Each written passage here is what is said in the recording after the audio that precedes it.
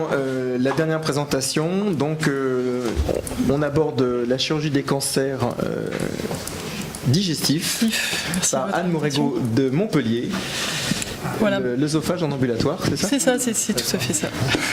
Merci de votre invitation. Alors j'ai la lourde tâche de clore les présentations, donc on essaiera d'être succinct.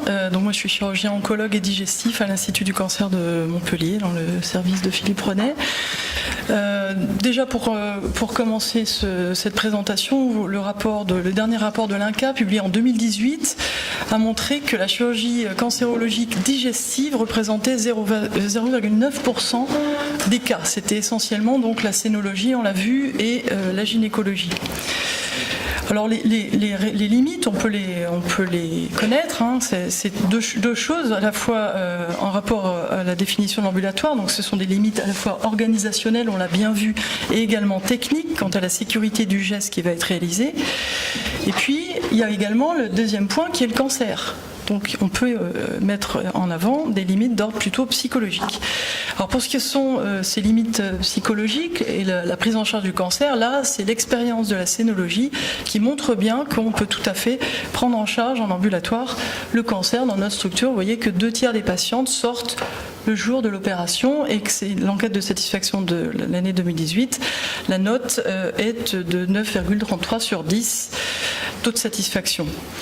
Les avantages en oncologie sont importants, c'est que le patient va être plus actif dans sa prise en charge, il va récupérer plus rapidement, ça permet peut-être de dédramatiser un petit peu la maladie, en tout cas d'augmenter le soutien familial et on l'a vu, questionner l'impact éventuel sur la survie. Le prérequis important, c'est que la patiente soit actrice et d'accord sur cette prise en charge ambulatoire, mais également que son entourage soit favorable et que le réseau de soins qu'on a pu mettre en place soit également favorable pour maintenir cette continuité relationnelle et humaine. Alors, chirurgie digestive oncologique, les limites, on le pressent, sont plutôt techniques. Pourquoi? La chirurgie ambulatoire, on l'a vu, ce sont des gestes courts. Le risque opératoire doit être faible, avec des suites opératoires simples. Or, la chirurgie digestive oncologique a la réputation d'une chirurgie quand même lourde, avec des durées opératoires plus ou moins longues, un risque vital et des suites qui peuvent être plus aléatoires. On sait aujourd'hui, en tout cas, qu'il n'y a pas de liste réglementaire en ambulatoire d'actes définis pour pouvoir faire sortir les gens. Alors, les sociétés savantes de chirurgie digestive ont émis des recommandations en chirurgie digestive ambulatoire. En 2011, il n'y a pas eu depuis lors de réactualisation, mais vous voyez que dans ce qui était précisé, il n'y avait pas d'indication validée en oncologie digestive chirurgicale. Il s'agissait donc de cholécystectomie, hernie-ventration, de la chirurgie proctologique, RGO et de la chirurgie de l'obésité. Alors pourquoi aujourd'hui est-ce que cette chirurgie digestive elle peut un peu plus être accessible à l'ambulatoire? Mais il y a plusieurs facteurs, on l'a bien vu. C'est déjà d'avoir mis en place une réhabilitation améliorée et une maîtrise de cette réhabilitation améliorée, mais également avec les progrès des innovations technologiques, c'est le mini-invasif, la célioscopie, la robotique. Du point de vue anesthésique, le développement des anesthésies loco-régionales et les progrès de la pharmacopée, mais également toutes les connectiques qui vont permettre le développement de télésurveillance, télémédecine. Le deuxième point qui est un peu plus terre-à-terre pour ce développement, vous l'avez vu, c'est d'ordre plutôt économique, puisque avant 2014, si on réalisait un côlon en ambulatoire, la borne basse étant à 4 jours, eh bien, on perdait près de 3 000 € par intervention. Et donc tout ça a été supprimé depuis 2014. On est quasiment à l'identique, vous voyez, pour le GHM de niveau 1, entre l'ambulatoire et l'hospitalisation. Alors, on en a beaucoup parlé, ça c'est en 2013, la première colectomie qui s'est faite en ambulatoire dans une clinique lyonnaise, donc cas décrit par l'équipe de Benoît Gignoux, et cette première série rapportée en 2015 de 5 colectomies ambulatoires, dont une pour cancer, aucun cas de réhospitalisation, un cas de dysurie et un hématome de paroi, et des patients qui étaient très satisfaits. Cette même équipe, conjointement avec l'équipe du Havre, a publié récemment 157 colectomies en ambulatoire. Vous voyez que leur taux d'ambulatoire était de l'ordre de 30%, que c'était pour cancer dans un tiers des cas, c'était essentiellement des colectomies gauches, et que la moyenne d'âge c'était 61 ans, mais vous voyez qu'ils ont pu opérer des gens jusqu'à 82 ans et avec un BMI qui pouvait aller jusqu'à 45. Le résultat, c'est 11 conversions, donc 7%, 4 pour difficultés opératoires, dont 3 étaient dues à un surpoids, 4 causes médicales et 3 causes sociales. Il y avait 30 consultations non programmées.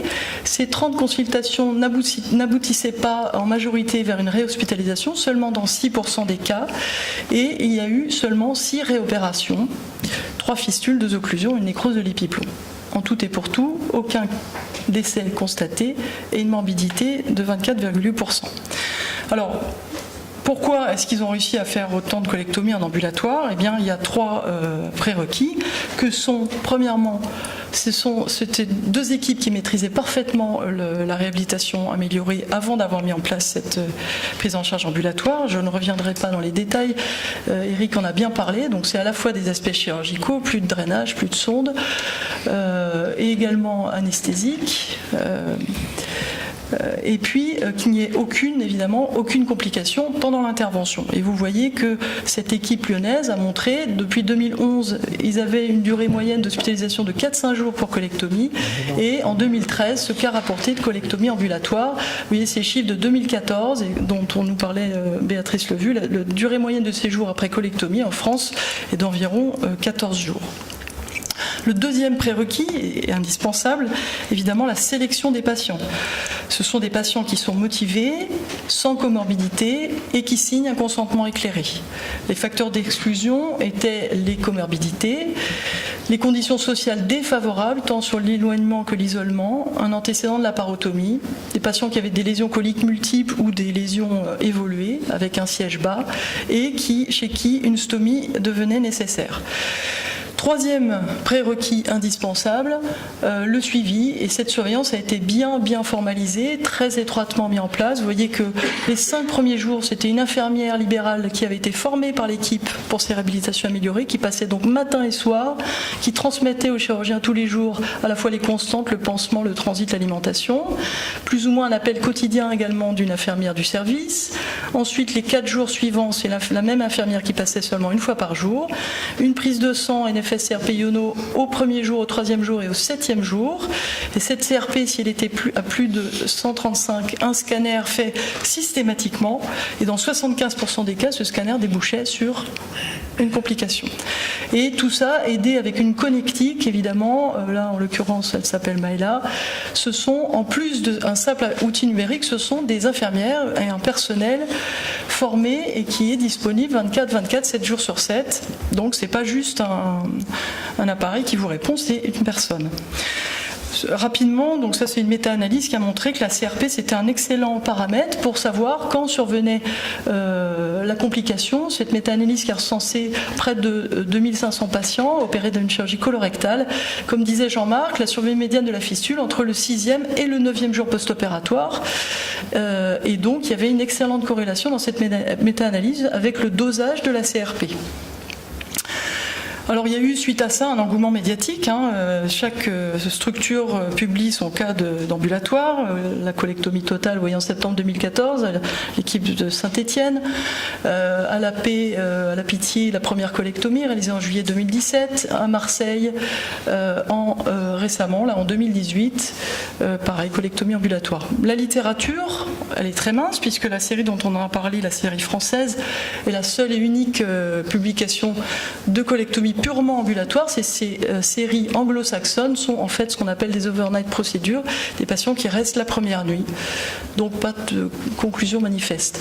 Par contre, ce qui est très bien démontré, et là Eric l'a bien développé, c'est l'avantage et l'intérêt de la réhabilitation améliorée dans les méta-analyses, avec une diminution notamment de la morbidité médicale d'au moins 50%, sans impacter sur la morbidité chirurgicale, sans augmenter le taux de réadmission. Donc un vrai intérêt à faire ces réhabilitations améliorées. Et également l'intérêt dont a parlé également Eric sur l'impact éventuel sur la survie pour les patients qui respectent ces programmes de réhabilitation améliorés. Alors notre expérience, je ne parlerai pas de chiffres parce qu'ils sont en cours d'écriture et d'analyse, mais nous faisons beaucoup de chirurgie donc, rectale, de cancer du rectum dans l'Institut. Et donc je vous décris ce cas d'une patiente qui est sorti, donc qui a eu un cancer du tymphère du rectum, après chimiothérapie néoadjuvante, qui a eu une prothectomie robotique. Vous avez vu que l'anastomose est très basse au niveau des planchers, qu'après avoir testé l'étanchéité, cette patiente n'était pas stomisée, pas de drainage, elle a pu être levée, alimentée au jour de l'intervention et sortie au 4e jour. Donc c'est des process qu'on a maintenant largement développés pour la plupart des patients opérés d'un cancer du rectum.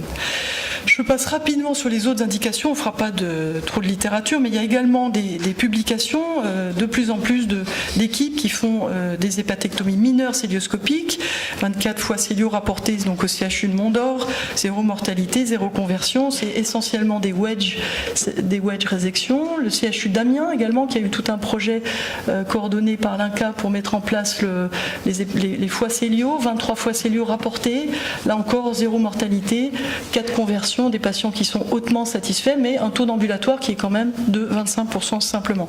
Et puis cette série également observationnelle de 2 centres experts, près de 1000 patients opérés d'hépatectomie mineure célioscopique.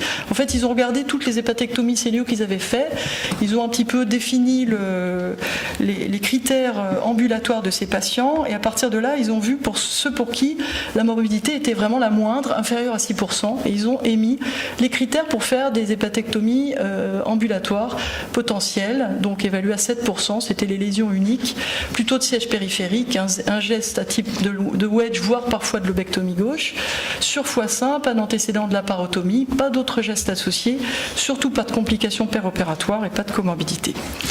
On peut également décliner sur les exérèses de polypes par voie transanale, une série de non ambulatoires, mais sur 12 ans, une équipe espagnole qui a regardé un peu la morbidité. Après exérèse de polype transanale, vous voyez que cette morbidité était surtout à type de saignement les 2 premiers jours, mais que ces saignements étaient quand même minimes, une faible morbidité, et des facteurs prédictifs de complications qui étaient surtout relatifs à la taille du polype et au traitement anticoagulant cyclé expertise chirurgicale.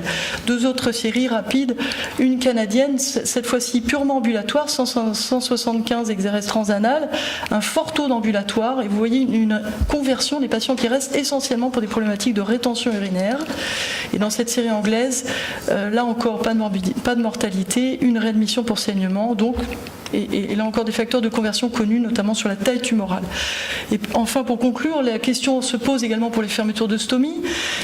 C'est une équipe américaine qui a montré sur des protocoles RAS des fermetures de stomie. Ils ont regardé un peu la morbidité après fermeture de stomie. Ils ont mis en évidence que cette morbidité était essentiellement à type d'ileus d'occlusion et qu'elle survenait plutôt au 7e jour post-opératoire. Donc on questionne là encore les durées de séjour.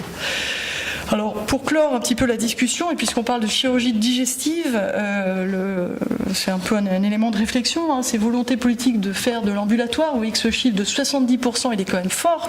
La question qui se pose, c'est plutôt que pas d'imposer, mais de demander un peu de faire presque trop d'ambulatoire, même si on le défend, c'est déjà de mettre en place une réhabilitation améliorée, peut-être pour la majorité de nos patients, qui va aboutir plus naturellement pour des patients sélectionnés vers l'ambulatoire, qui est la forme parfaite, la forme ultime de prise en charge, puisque les 2 process ont la même philosophie de cette organisation qu'on vous a bien décrit aujourd'hui, de précision, de maîtrise du risque, de patients plus actifs, de suivi rigoureux.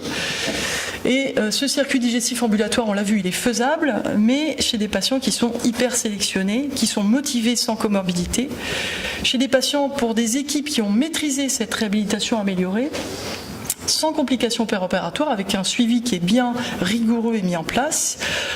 On pense en tout cas que cette prise en charge peut être un plus pour les patients tant qu'ils restent acteurs et beaucoup plus acteurs de sa récupération, et ça peut impacter sur la survie.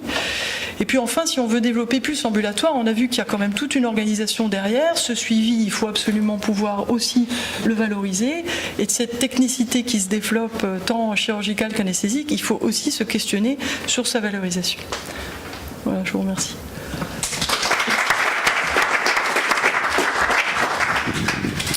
Et donc, par rapport à cette dernière présentation sur ambulatoire ou réduction de la DMS en chirurgie des cancers digestifs, est-ce que vous avez des questions, remarques, expériences ? Évidemment, cette présentation me touche, puisque l'ambulatoire et la chirurgie digestive, ça m'intéresse. Mais c'est sur les dernières questions, les dernières diapositives avec Buzyn, Madame Buzyn, que je voudrais vous donner une information. On a, pour atteindre ce taux de 70% en 2022, il faut une progression de 2,8 de l'ambulatoire. Actuellement, on est en légère régression depuis 3 ans et le dernier taux de progression était de 1,8.